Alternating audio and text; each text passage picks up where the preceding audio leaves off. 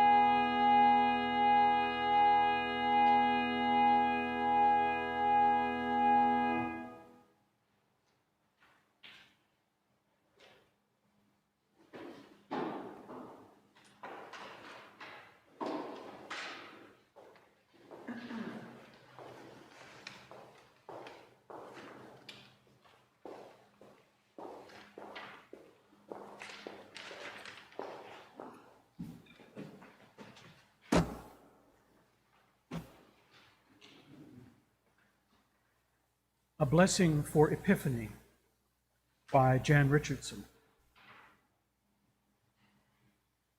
If you could see the journey whole, you might never undertake it, might never dare the first step that propels you from the place you have known toward the place you know not. Call it one of the mercies of the road, that we see it only by stages as it opens before us, as it comes into our keeping, step by single step. There is nothing for it but to go, and by going, take the vows the pilgrim takes, to be faithful to the next step, to rely on more than the map, to heed the signposts of intuition and dream, to follow the star that only you will recognize, to keep an open eye for the wonders that attend the path, to press on beyond distractions, beyond fatigue, beyond what would tempt you from the way. There are vows that only you will know, the secret promises for your particular path, and the new ones you will need to make when the road is revealed by turns you could not have foreseen. Keep them, break them, make them again. Each promise becomes a part of the path. Each choice creates the road that will take you to the place where at last you will kneel to offer the gift most needed, the gift that only you can give, before turning to go home by another way.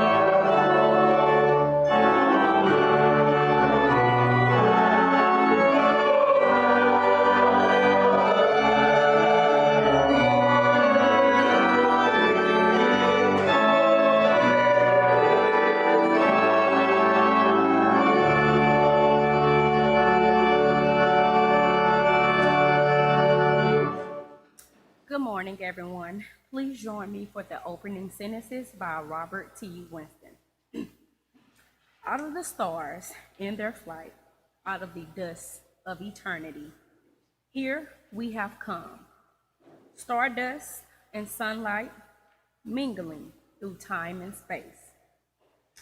Out of the stars we have come, up from time. Out of the stars we have come. Time out of time, before time, in the vastness of space. Earth spun to orbit the sun. Earth with the thunder of mountains reborn, the boiling of seas. Earth born by sun, lit by sunlight, this is our home. Out of the stars we have come. Mystery hidden in mystery, back through all time, mystery rising from rocks in the storm in the sea. Out of the stars rising from rock in the seas, kindled by sunlight on earth, the rose light. Ponder this thing in your heart, ponder with awe. Out of the sea to the land, out of the shadows came firm.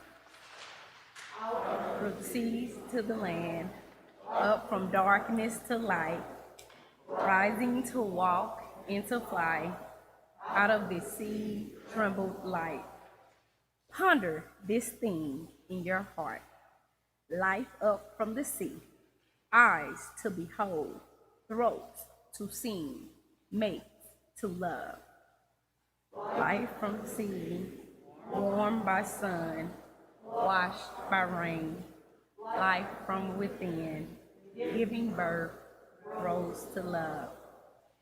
This is the wonder of time. This is the marvel of space. Out of stars swung the earth, life upon earth rose to love. This is the marvel of life, rising to see and to know. Out of your heart cry wonder, sing that we can live.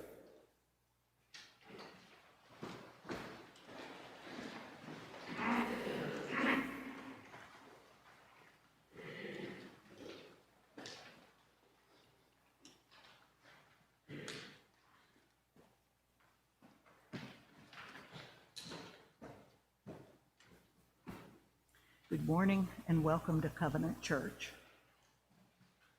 At the end of each row, there is an envelope and it contains visitor cards, which we ask visitors to fill out so that we may welcome you, and also celebration and concern cards for any celebrations or concerns that you wish to share with the congregation. Pass those toward the center aisle and pass the envelopes toward the center aisle and place the cards in the collection plate when it comes around later. This morning's scripture is from the chapter of Matthew, the book of Matthew, chapter 2, verses 1 through 12. In the time of King Herod, after Jesus was born in Bethlehem of Judea, wise men from the east came to Jerusalem asking, "Where is the child who has been born King of the Jews? For we observe his star at its rising and have come to pay him homage." When King Herod heard this, he was frightened, and all Jerusalem with him. And calling together all the chief priests and scribes of the people, he inquired of them where the Messiah was to be born. They told him, "In Bethlehem of Judea, for so it has been written by the prophet, 'And you, Bethlehem, in the land of Judah, are by no means least among the rulers of Judah. For from you shall come a ruler who is to shepherd my people Israel.'" Then Herod secretly called for the wise men and learned from them the exact time when the star had appeared. Then he sent them to Bethlehem, saying, "Go and search diligently for the child, and when you have found him, bring me word, so that I may also go and pay him homage." When they had heard the king, they set out. And there ahead of them went the star that they had seen at its rising, until it stopped over the place where the child was. When they saw that the star had stopped, they were overwhelmed with joy. On entering the house, they saw the child with Mary, his mother, and they knelt down and paid him homage. Then, opening their treasure chests, they offered him gifts of gold, frankincense, and myrrh. And having been warned in a dream not to return to Herod, they left for their own country by another road.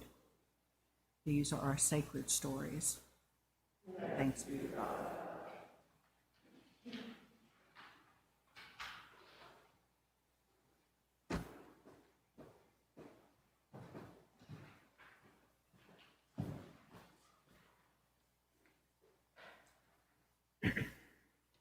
Well, this is the time for children, but of course everybody's welcome to listen.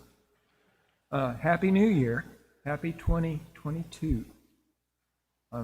Yesterday was New Year's Day, and there are a lot of ways that New Year's Day is celebrated or at least marked. Many of them involve food.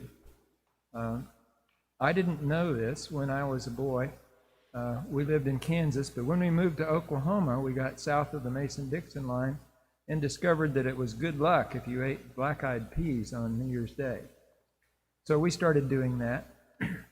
When we moved to Beaumont in Texas, we also discovered a new tradition which our family has kept, which is Rotel cheese dip. Eating Rotel cheese dip with Fritos while you watch football on New Year's Day is also, if not good luck, at least delicious. And when I joined the Ellison family, when Janice and I began to date, I discovered that that was the only thing that her dad would go into the kitchen to make, although he often had his wife, my mother-in-law, do that. That was a recipe that he knew. Melt Velveeta and add a can of Rotel, stir it up till it's melted, and then dip Fritos in it till they're all gone. And we didn't do that yesterday because we were too full of black-eyed peas, but we will do that today to make sure that we get the right flavor to our new year. But anyway, there are food memories associated with New Year's Day for me, and one other one too, which may not be something that, I forgot. The cabbage, or the green vegetable, the green leafy vegetable, which Janice's family informed me when I began to be part of that. Eating green leafy vegetables on New Year's Day assures you of money in the coming year. I'm not sure that it does. I haven't noticed. And maybe you have to eat kale, and I think I'd rather just be poor. But in any case, those are food things that have to do with New Year's. And one more, which may be unique to me.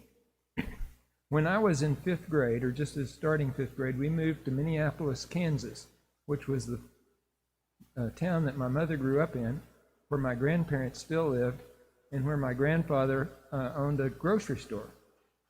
On New Year's Eve every year, all the people who worked in the store and any of their relatives who were willing to do it would come to the store and count everything. It was called taking inventory. And so we would, and I was 10, I was old enough to count and to help them do that, so I got to go. And we'd count all of the boxes of Post Toasties on the shelves, and then we'd go up into the storeroom and find the crates of Post Toasties that Grandpa had bought to restock the shelves when those Post Toasties were sold. And we counted everything in all 3 floors plus the basement and toted it up so Grandpa could pay his taxes. He had to know how much he had on hand and how much he'd sold. And for those of us who got to do that, he provided both the best apple cider I have ever drunk. I've never been able to find cider that tasted as good as that, and eggnog. I never drank eggnog except on New Year's Eve at Grandpa's store in Minneapolis, Kansas, until I was old enough to buy it for myself. But I love eggnog, and I still get it from as soon as it's sold in the stores until they run out after New Year's, because that's a a very fond memory of mine, and it's something I can do on New Year's Day to celebrate my family heritage. One other thing, and I'll talk more about this with everybody. I mean, the adults are listening in now, and so they're hearing all of this too. But, and that's making a resolution. I want to say that taking inventory in the store is kind of like getting ready to make a New Year's resolution, because what you do is you count all the things. So if your New Year's resolution is to help your family by cleaning up your room, then taking inventory of the toys in your toy box and the books on your shelves and maybe the clothes that you've outgrown, and say, okay, I don't play with that game or that toy, or these pants are a little tight, maybe somebody a little smaller could use them. We'll clear out some space, maybe make room for new stuff that you'd like to have, and it will help you clean up your mess. So take some inventory, either of your stuff or of the things you are doing or would like to do, and then make a resolution. I'm going to work on that.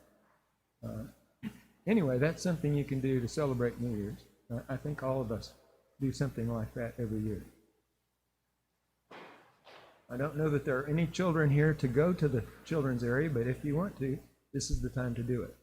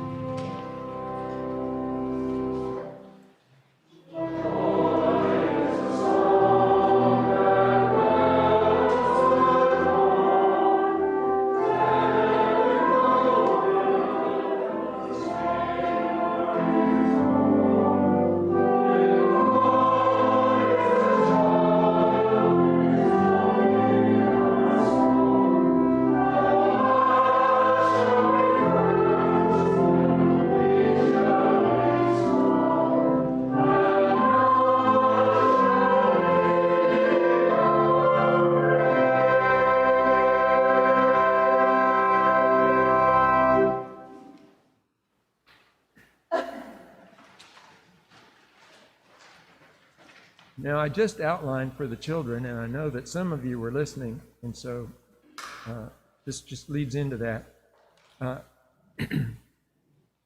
outlined for the children how to create New Year's resolutions. I think most of us follow something like that when we make our own resolutions, and I want to add one more thing, but first some background. I work at Baylor College of Medicine. I enjoy what I do, I like the people that I work with, and I'm paid very well for my service, so I plan to keep at it a while longer. One additional perk of my job is the chance to participate in an award-winning wellness program. Participants can earn vitality bucks by exercising, taking online classes in good nutrition, physical activity, mental well-being, and other topics, and achieving certain health milestones, like a low level of serum cholesterol or a healthy body mass index. Everyone has things they can improve or good habits that they want to continue, so we are encouraged to set achievable goals to be worked on for several weeks. Vitality suggests 4 weeks, but I'm an old dog. I usually set 12 or 13 because it takes me longer to learn a new trick. But anyway, we're encouraged to set achievable goals to be worked on for several weeks, and then a very easy 60 points can be scored each week for checking in on them by clicking a couple of buttons on the computer screen. I want to focus on goal setting. That's where we are in our New Year's resolutions. In Vitality, we are encouraged to set achievable goals. If a person is 80 pounds heavier than they'd like to be, they don't set their goal to be the loss of the whole 80 pounds. They set the goal 5% weight loss over the next 3 or 6 months.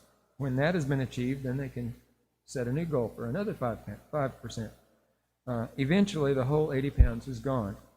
I encourage you to take that approach for any really big item on your resolution list. I also encourage you to plan on regular check-ins. That helps you to remember what you've resolved to do and helps you continue your efforts. The other thing about vitality goal setting is that rewards are part of it. What will you give yourself when you achieve that goal? If my goal is to get enough sleep, and the way I plan to achieve it is to be in bed by 10 o'clock every night with the lights out ready for sleep, and I accomplish that 9 weeks out of 12, I'll reward myself by scheduling a board game session with my niece and nephew for some upcoming Saturday afternoon. Let's think a little bit about the goals that we'd like to set this year.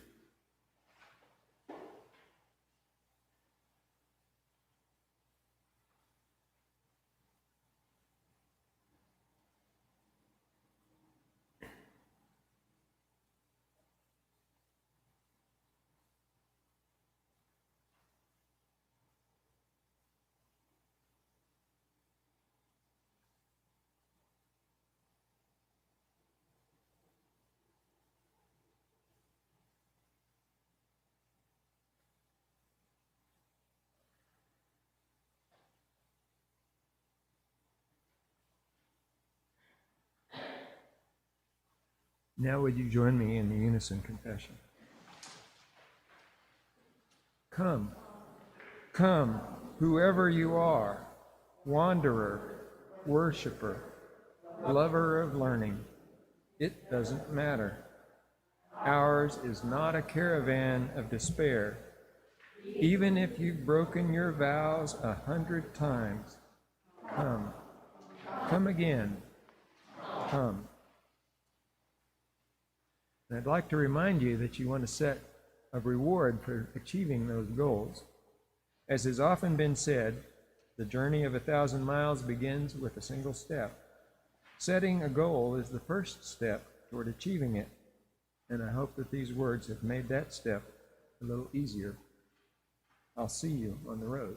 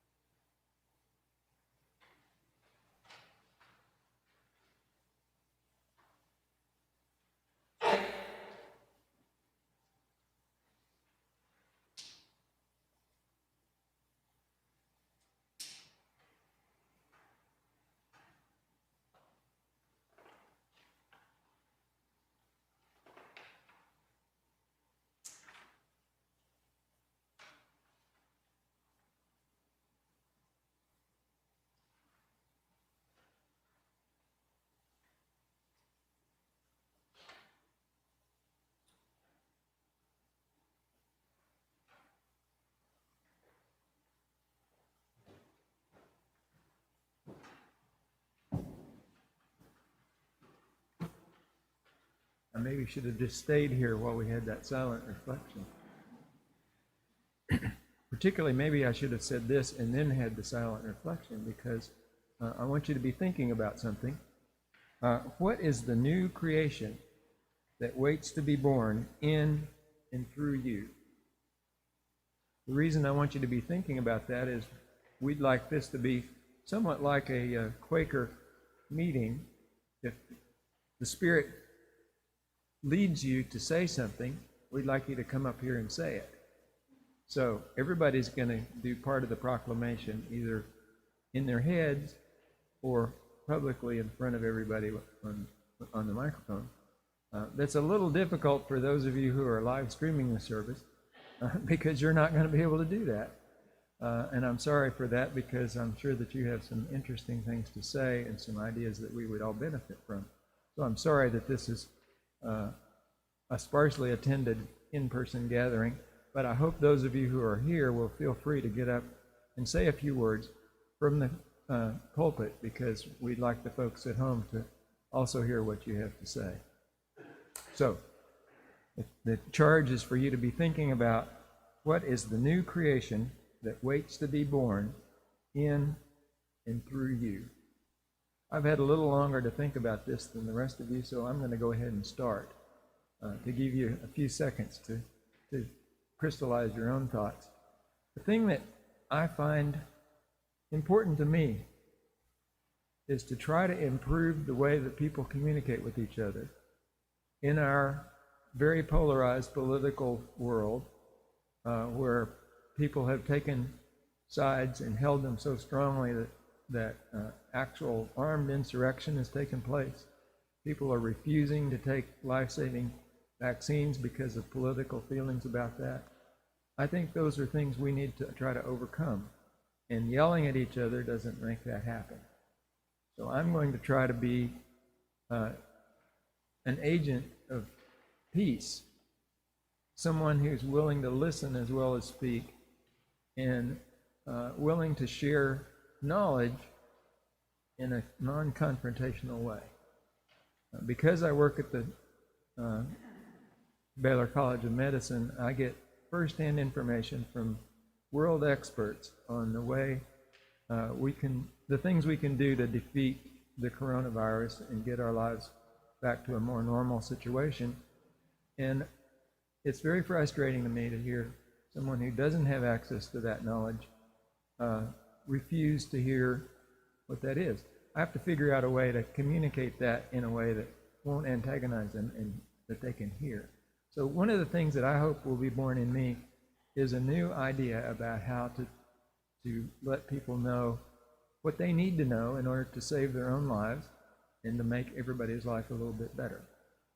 That's what I'm hoping to give birth to in 2022. We'll only take about 5 minutes for this, so don't feel like you have to speak a long time. Just a quick idea would be great.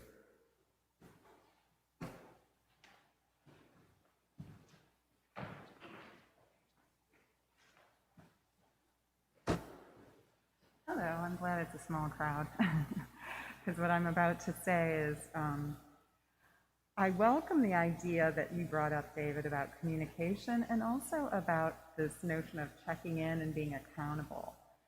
And so I'm going to ask you to help me be accountable. I am not good at being clear and direct and kind of courageous with things that I need from others. And I've learned so much from being in this church for people, as you just said, as you just were an example of, like, say what you mean what you say, and kind of say it clearly and be open and confident. And so sometimes I get all tangled up with worry and anxiety, and I'm not brave about it, and so I'm not sure what I'm asking, but you can check with me over the next couple of weeks and say, Anne, what have you been clear? Have you been direct? So that's what I'm going to try to do. Thank you. Happy New Year.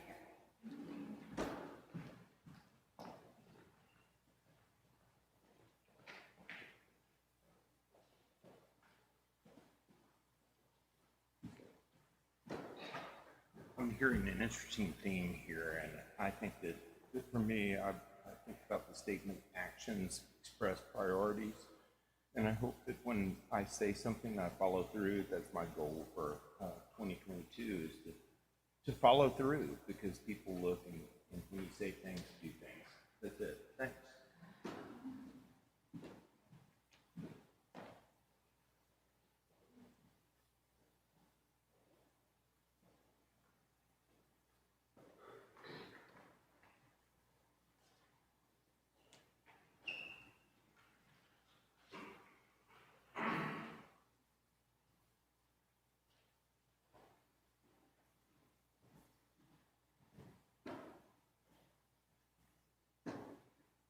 May 21st, 2022. That is what I am working towards and working for. That's been my holiday, that's been my new year, May 21st, 2022. What happens in July 2022, we'll take care of that in May 2022. But we're going to get to May, I'm going to get to May 2022 with your help. For those of you who don't know, I'm being live streamed, but for those who don't know, I've been in law school for the last 3 years, and it does not feel like yesterday I started. It feels like 3 years ago. I tend to be a lifelong learner, and I began this process and pursuit 3 years ago, being a lifelong learner and enjoying the learning process. I still enjoy the learning process. I don't enjoy learning for a grade. My goal, actually, for this new year, in taking inventory and everything else, is to actually begin to find something that I will commit myself to, and commit myself to using this hopefully last degree. I'm so tired, y'all. But commit myself to using this last degree in a way that will honor my call, this ministry call that you blessed me with so many years ago, and honor the things that I want to do in the future.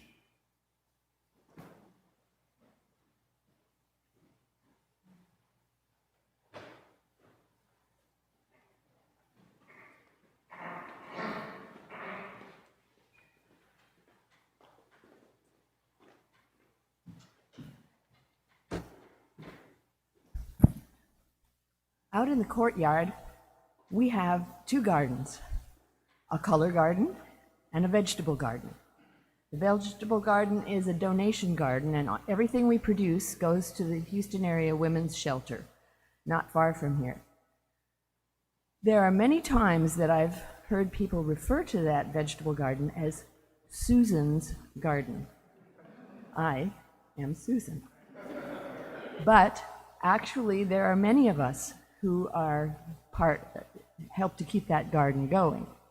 There are two basic kinds of activities that keep the garden going. One is to sign up for to be the gardener for the week, and we have a number of people who do that.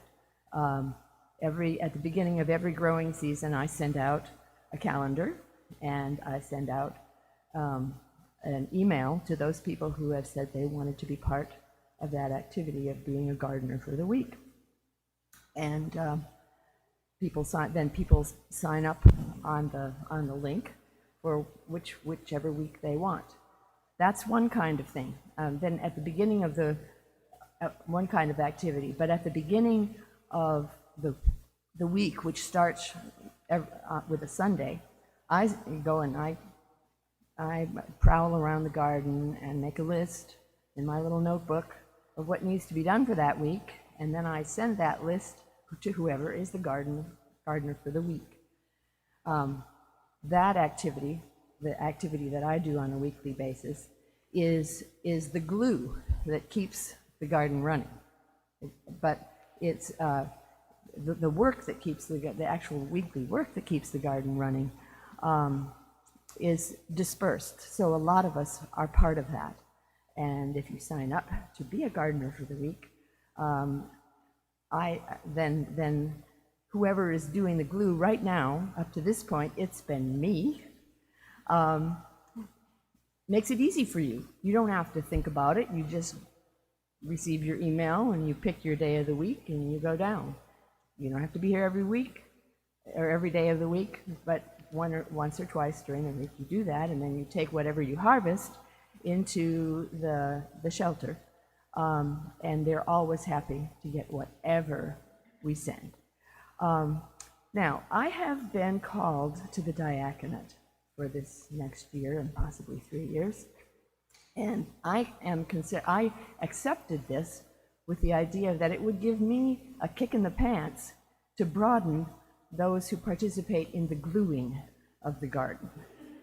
So I am going to be sending out perhaps an article in the newsletter, and for sure to those who have been being gardener for the week, to invite people to be part of a small group that shares the gluing.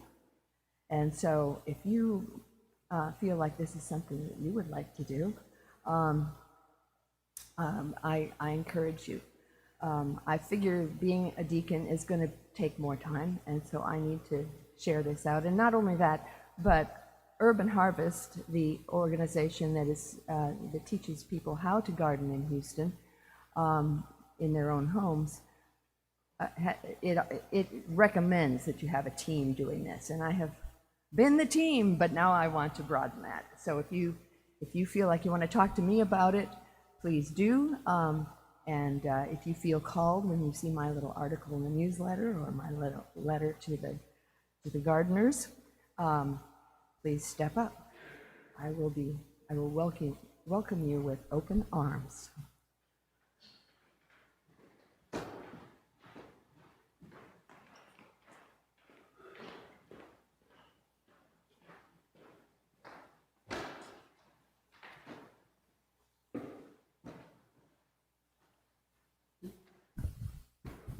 So the other day I heard a quote. You know, you hear quotes and sayings, and you know, you're like, oh, that's interesting. And every now and then I hear one, and it hits me. And the one that I heard yesterday is that attention is the purest and kindest form of generosity. And it just struck me like such a small thing, kindest and purest. And then I started to reflect on when I pay attention. And for most people, the opposite of talking is listening. But sometimes for me, the opposite of talking is waiting to talk, which is, you know, not a spiritual principle. And sometimes when I'm paying attention, people say I'm a good listener. What I'm doing in my head is trying to solve their problem, or to make some sort of judgment, or if only they would see this. And so what I'm reflecting on when I'm participating in the kindest and purest form of generosity is to disabuse myself of all the judgment and all the guidance and just let someone talk and just listen. And for me, my brain is split in half. One half of my brain makes up stories, and the other half believes them. And so in that isolation, I start to believe some really fanciful things until I talk to somebody. There's something about getting those words out, like a cartoon, you know, when they have a little bubble with it, and all of a sudden I say it and I read it and I'm like, whoa, that is not true. And so what I am going to try to do this year, you know, in my service work is to just let people talk and come to their own conclusions rather than being like the problem fixer or the guide or whatever I think I am. So that's what I'm going to try to do is to try to pay attention with that kindness and that generosity. Thank you.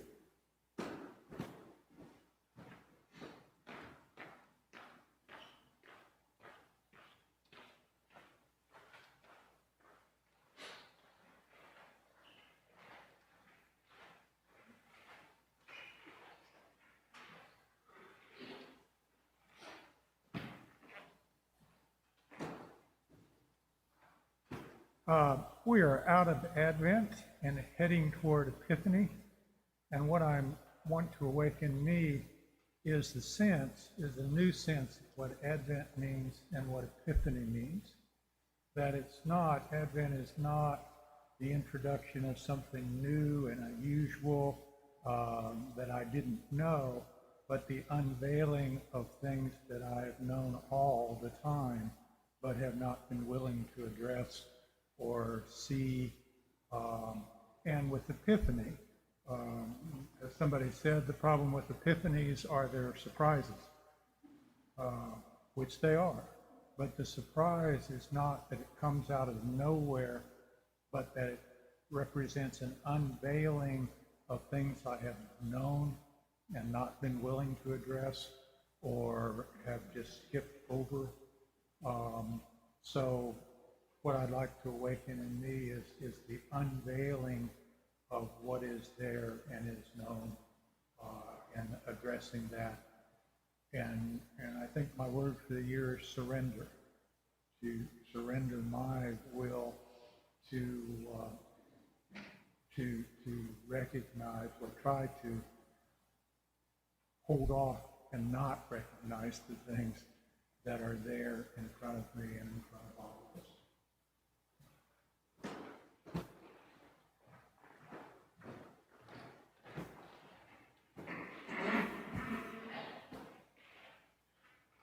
There may still be folks here in the live audience who have things they'd like to say, and I will pretty soon invite you to share those with other folks who are here. But I think we have run out of time for this part of the service, so we will proceed with the hymn.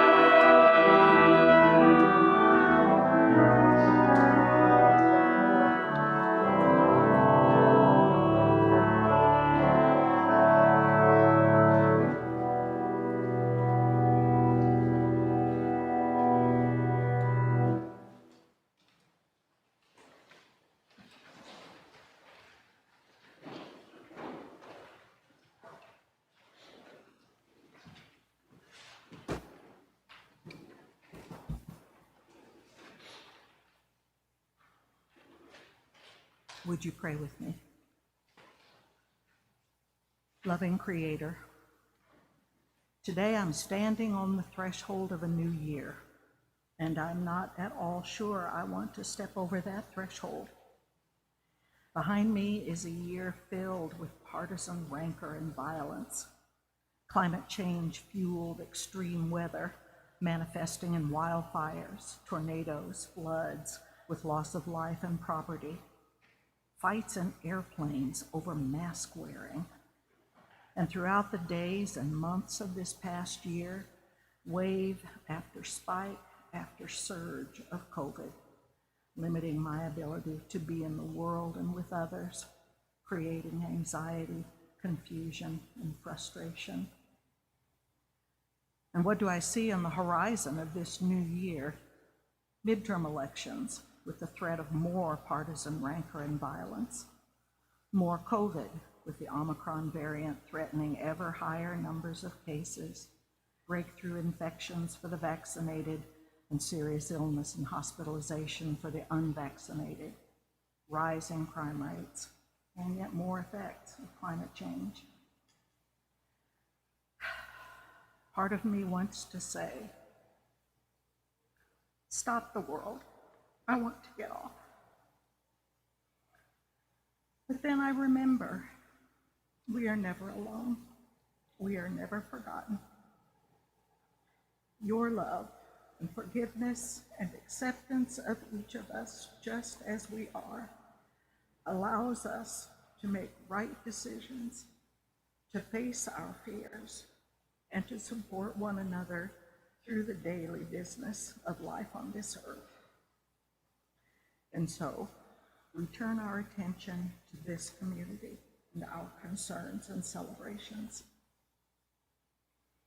Jack Caesar has contracted COVID. He's been sick for about a week, but he's feeling better. And we know that there are others in our covenant community who have been exposed or who have COVID. Be with them and their loved ones. And a celebration to lift our spirits. Sarah Winter, who had successful oral surgery a few weeks ago, continues to recover. And she has learned that she will be able to resume therapeutic horseback riding, an activity which has been hugely meaningful to her and which she has sorely missed for 8 years. For these and other celebrations and concerns unspoken, we pray in silence.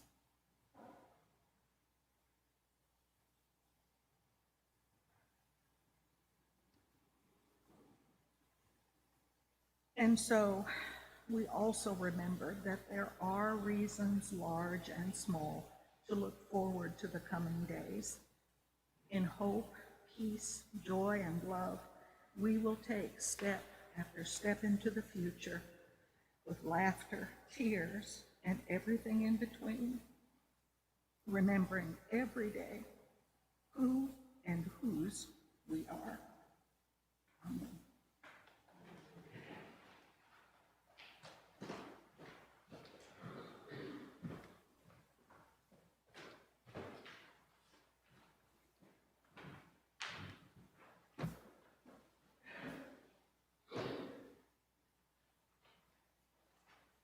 I want to invite each of you to participation in this beloved community.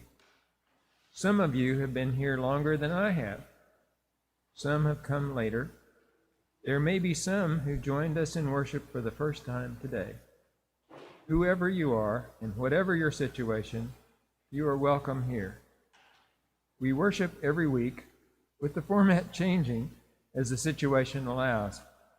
As an aside, we may need to change our street front sign to say Covenant Church, an ecumenical, liberal, Zoom-enabled Baptist congregation.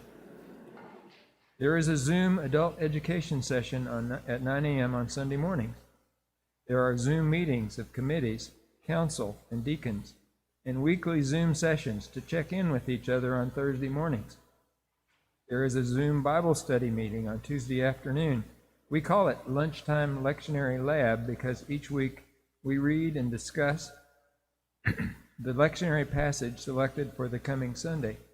Sometimes there is a brief Hebrew lesson, but there aren't any tests. Laura often includes ideas we discuss on Tuesday in her Sunday sermon. There is also a Zoom book discussion group on Fridays. We are reading Native, Identity, Belonging, and Rediscovering God by Caitlin Curtis, a covenant member who is also a member of the Cherokee Nation is very helpful in the discussion of issues at the heart of this book. No matter how fully you want to dive into the life of covenant, always know that you are welcome. And here's an add-on to what I said about the goal setting earlier. If you tell someone else about a goal and make reporting your progress to them a part of the reward you expect to gain, it will help you achieve it. There are many folks here who would love to help you do that. Talk to each other. Let us know how you want to grow.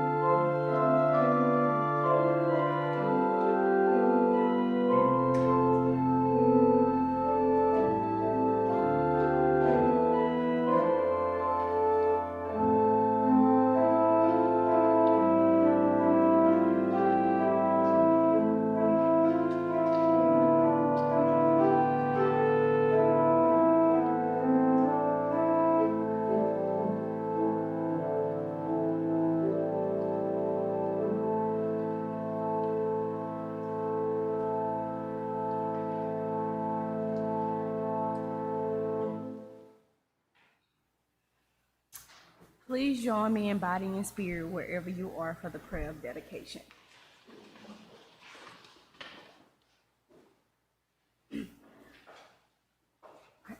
Although the baking lyre needed by the wise traveler long ago no longer leads the way, the manger-born Christ is still to be found and followed. We are not brought to our knees in surprise, as were those journeyers of old. Yet our desires to worship can be as deep as theirs. And though we do not bear gifts of gold, frankincense, and myrrh, we offer ourselves and what we have. The story continues. The good news abounds. There is a living Christ to discover and worship in service. Let us rejoice and be glad.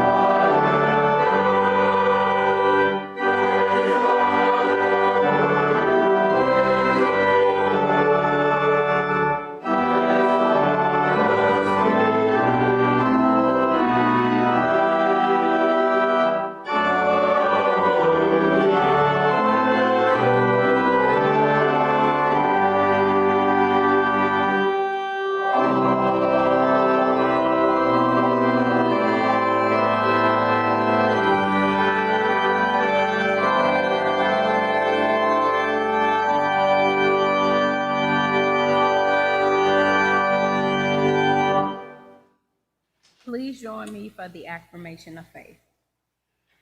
Peacemaking doesn't mean passivity. It is the act of interrupting injustice without mirroring injustice, the act of disarming evil without destroying the evildoer, the act of finding a third way that is neither fight nor flight, but the careful, earnest pursuit of reconciliation and justice. It is about a revolution of love that is big enough to set both the oppressed and the oppressor free. Peacemaking is about being able to recognize in the face of the oppressed our own faces, and in the hand of the oppressor our own.